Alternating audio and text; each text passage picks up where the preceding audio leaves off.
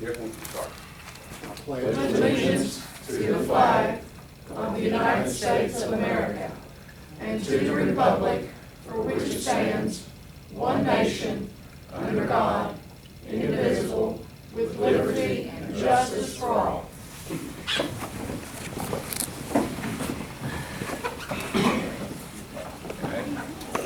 I'll start with approving the minutes of the January 19th, 2016 meeting. Have a motion, please.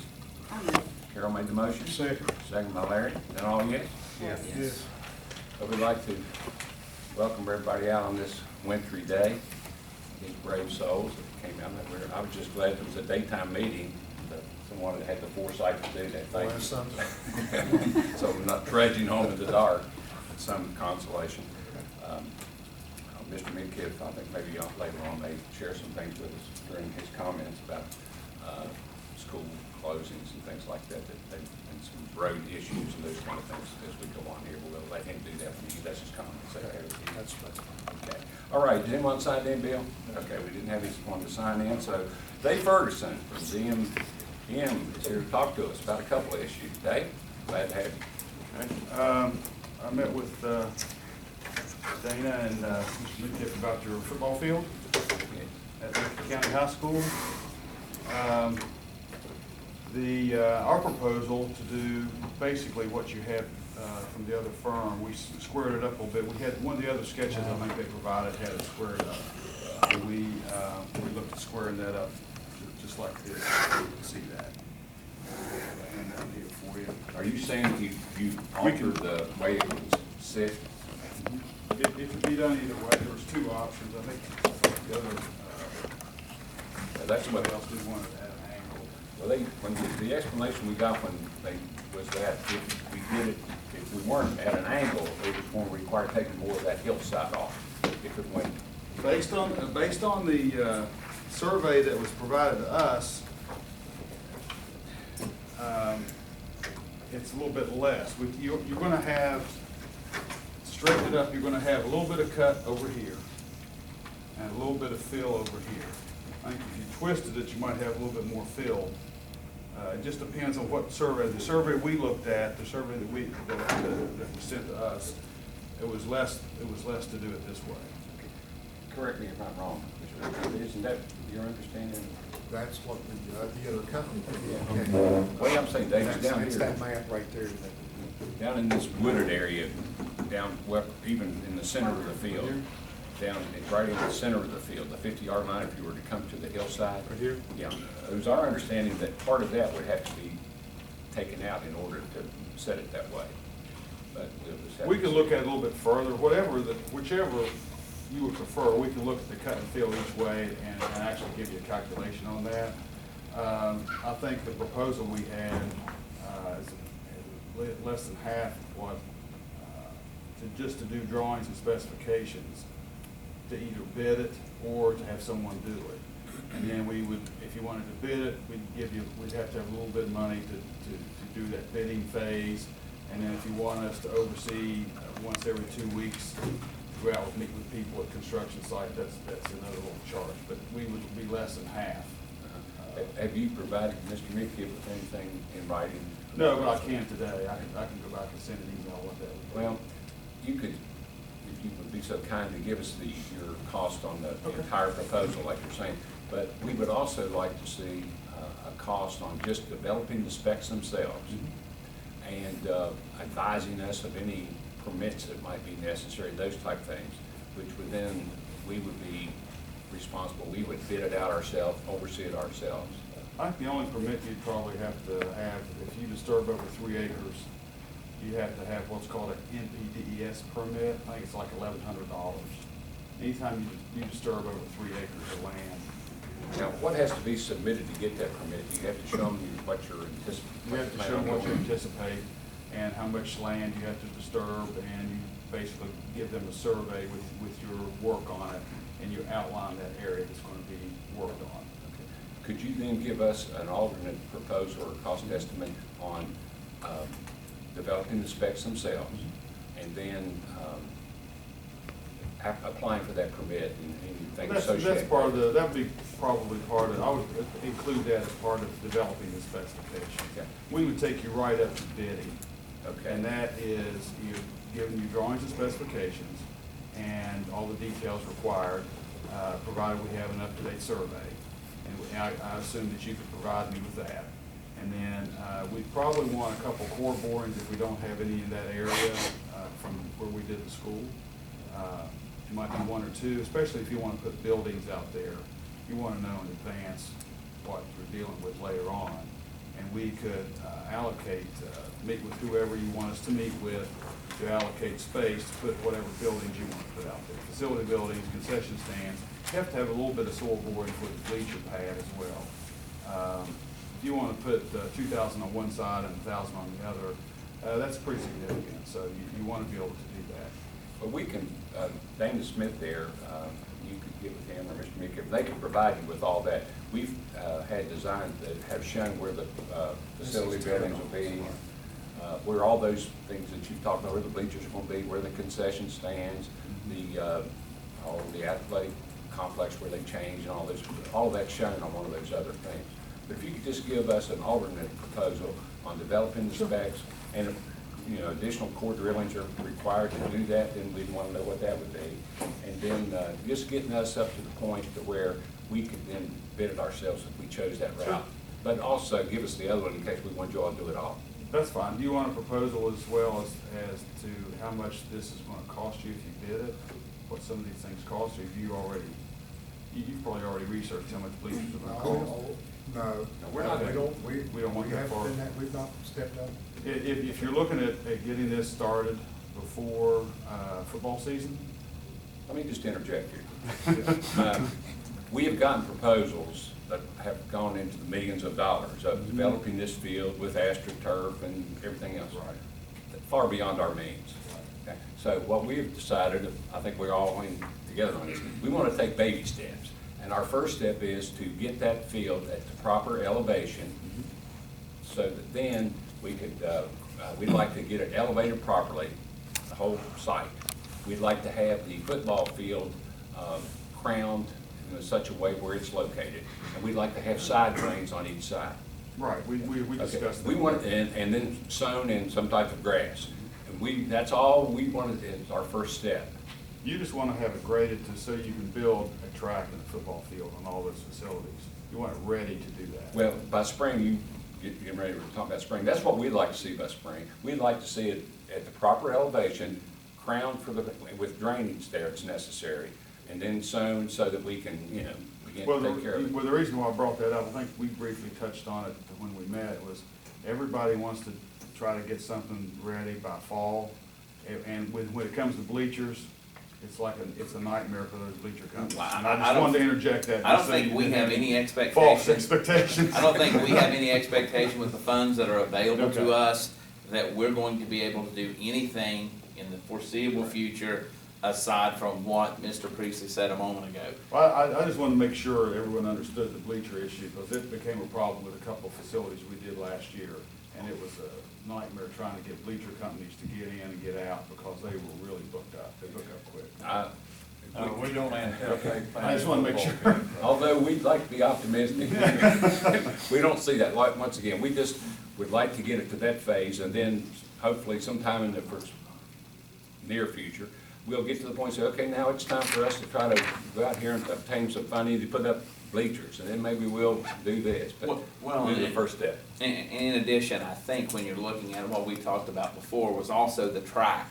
I mean, my understanding of what we would like to have is basically what Mr. Priestley said, but we would like to have this, as he said, sown in grass so that we have a usable track area and a usable football field if people choose to use those for practice facilities or Right. otherwise. You just want the space ready as you develop it. So we've taken the first step, and then the other steps will come when they do. If we take the first one. When Brenda and I win the lottery. We'll keep playing. There you go.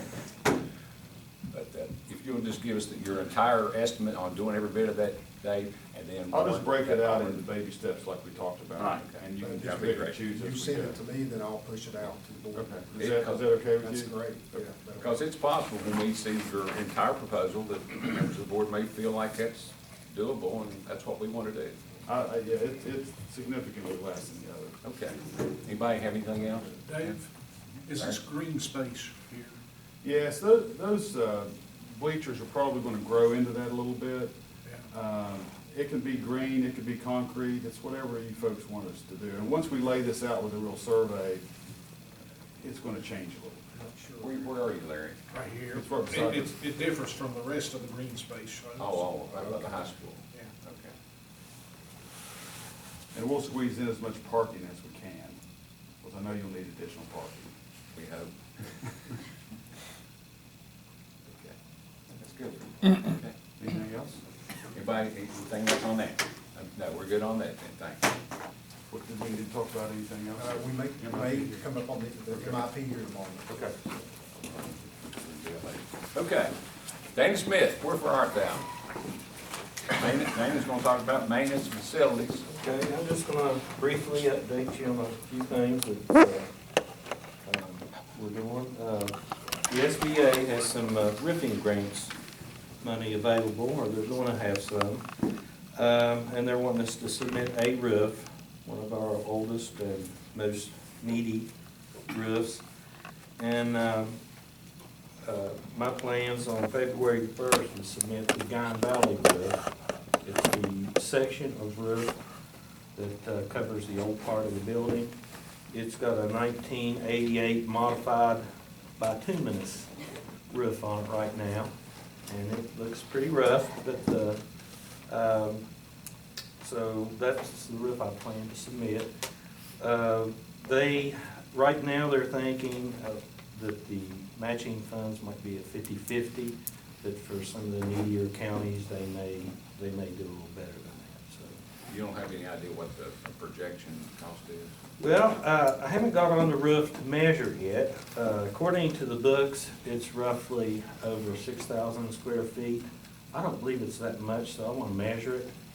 And then, of course, Mr. Ferguson just gave me a $7 per square foot cost that I can use. And I've talked to some roofing companies, and I'll go somewhere in the middle, somewhere. It's roughly, I'm gonna say $50,000 or $60,000 roughly for that section. Well, Dana, The is that county's on call. asbestos county? I haven't tested that yet. I'm gonna have to check it. I don't think that it does. Some of the older modified bituminous roofs usually did have, but 88, I think they were doing a little better on getting away from the asbestos products, so I think my chances are good that it won't be. But when it comes to roofing materials, it's not that much more expensive to have it removed, because at least the modified bituminous roof will definitely have to be removed. What's under that probably can stay, because it's probably an old built-up roof.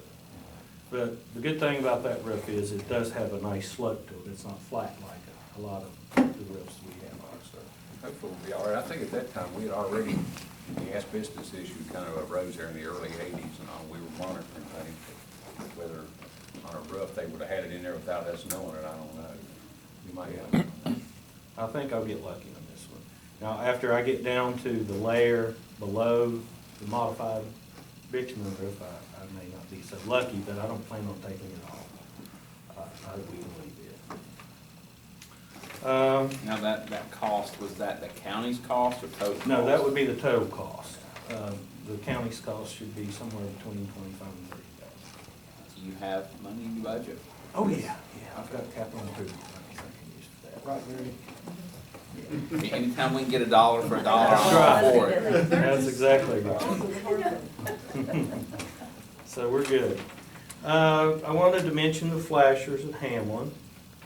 The Department of Highways approved my low bid this morning. I got an email giving me the go-ahead. So we're doing the purchase orders and getting the paperwork to order those flashers today. Is that front? Front. School. Front of the school, yes. And our contract's already been signed, so we're ready to go. Those aren't overhead, are No, they're pole lights, just like what we've put it, and they're exactly the same lights that we have at Duval and Down Valley and West Ham. Same brand, make it easier for me. But we took 3 bids and they're okay with what we're doing. The window projects at Hamlin and Ranger, they turned out real well. Everybody seems to be real pleased at the school, so we need to get some window blinds. Because we get too much light on right now. Most of the blinds were in pretty bad shape at those 2 locations, so we're in the process of getting some pricing on blinds. The windows at Ranger totally changed the look of the school. Yeah, I think it did at Hamlin too. It made a big difference. So we're real pleased with that turnout. Something that you've mentioned at the last West Hamlin meeting was about maybe providing ladders for the 2nd and 3rd stories for escape. Y'all recall that? Yes. Yes. Well, I've looked at that a little bit, and I'm estimating somewhere around 77 ladders at all locations.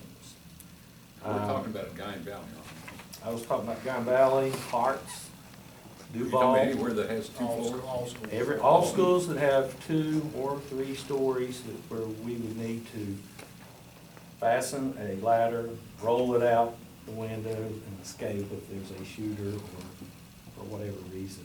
Remember that came up at West Hamlin? I remember. And they're teaching that with the Alice training, that is something that they think they want to do. Now, Dana, when your proposal, are you saying that is it just 2nd floor up? Or can you get out the 1st floor without one? Well, the only thing I didn't think about is that the Guyan Valley's a little different situation. I'm gonna have some small ladders. And now those aren't counted, everything else I counted. Most of the 1st story, you're fine just getting out. The Guyan Valley's different. I didn't count enough of the short ladders. So But you're they're saying just that what your proposal is to have that in every classroom in countywide? Every right? classroom. 2nd floor. And that's how many you'd have, is 77 of the tall ones, you'd have a few short ones at Guyan Valley. And I got a price online, it's like a chain type rollout ladder that you have in a bag and you fasten it to the wall and roll out the window.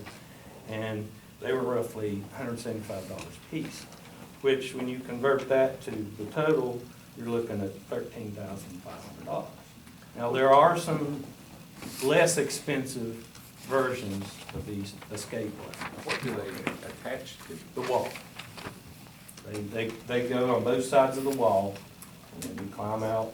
The window Go down. sill. The window sill, frame yes. itself, that's something mine Yes. So is. they're mounted somehow into the window? No, No, Just like hooks somehow. it's like here's your wall.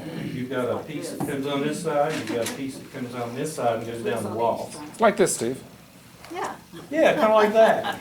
Are you gonna test all of them? I'll do one. I'll go down one. I volunteered to do one. Is there something at the top of them that extends them out beyond the window sill? No.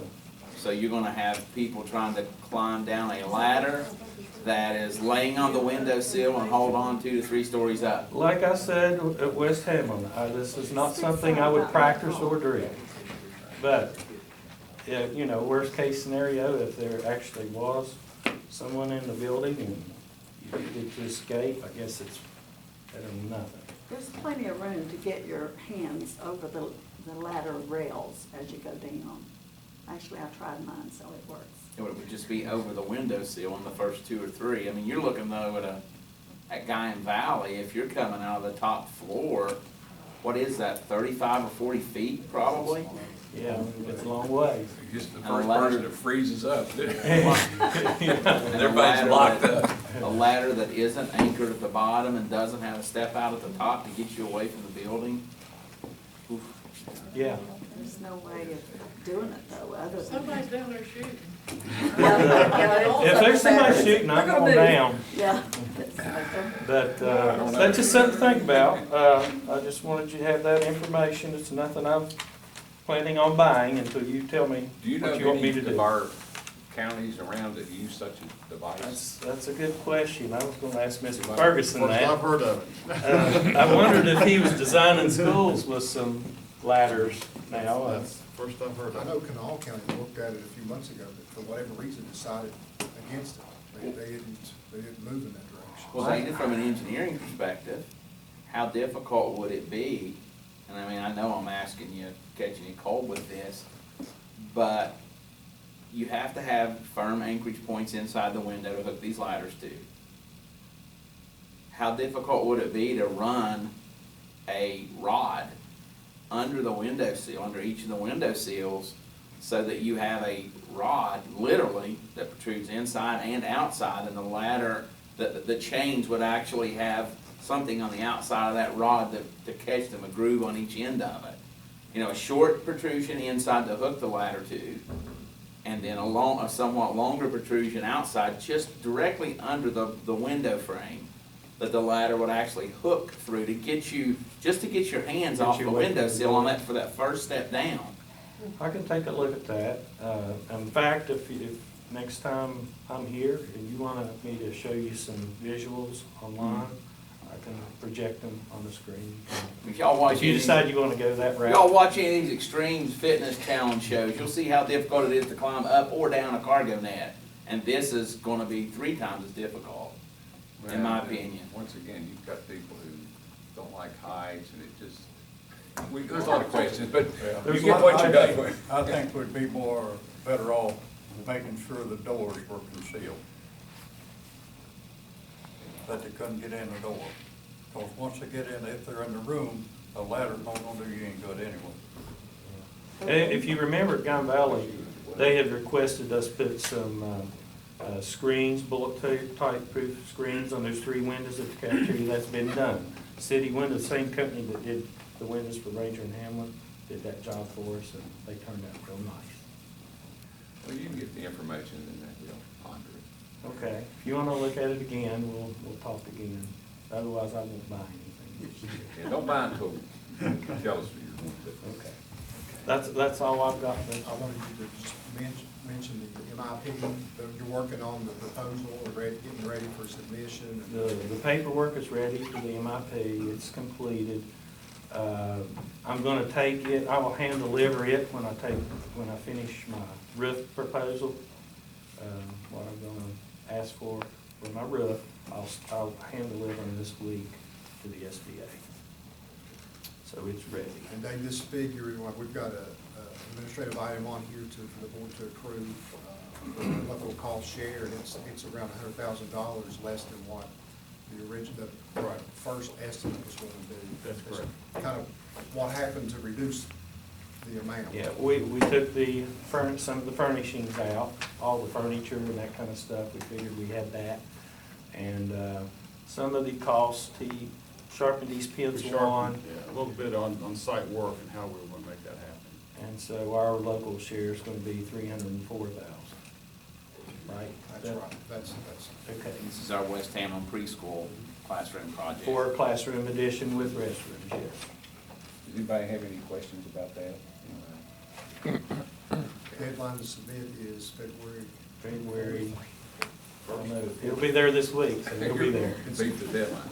Now, Dana, this, they, I know February 1st is the roofing deadline. I could say. but the location of these are Same. still the same as you proposed or showed Yes. us at West Hamlin, right, the location of Yes, this? sir. Well, keep your fingers crossed. All right. Anybody have anything else from Mr. Committee? Thanks, Dana.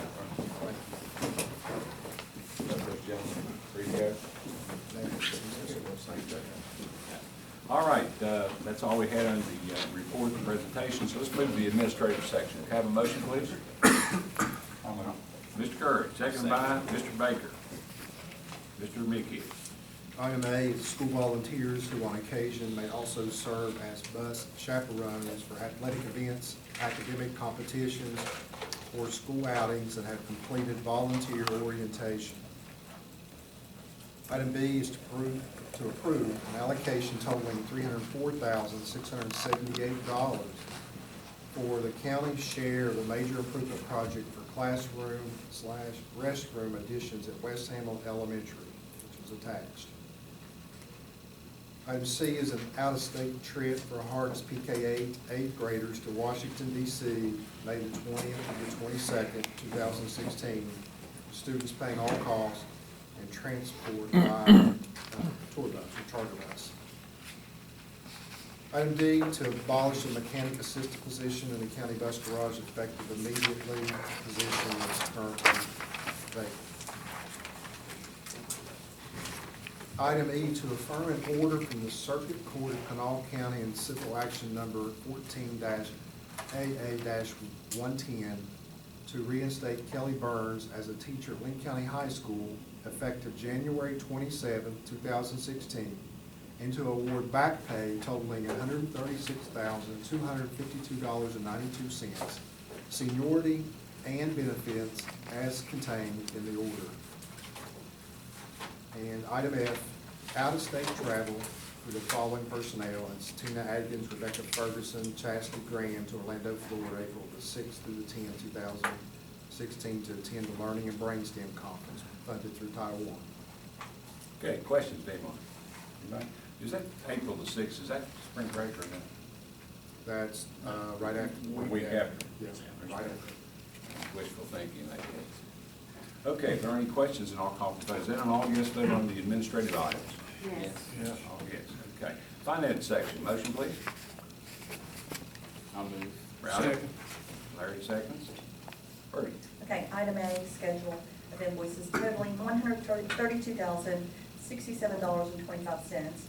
Invoices are available for public review at the county office. Item B, a county pension for the following retired employee under option A, Laura Fry. She's going to receive $30.85 per month. And on our notes, or on the minutes, it says she's going to do the dental optical, but we need to do a correction. She is doing a check. She's going to receive a county check. Then what?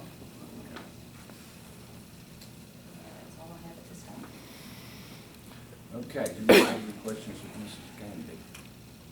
All right, no one does, then is that an all yes vote on the finance items? Yes. Okay.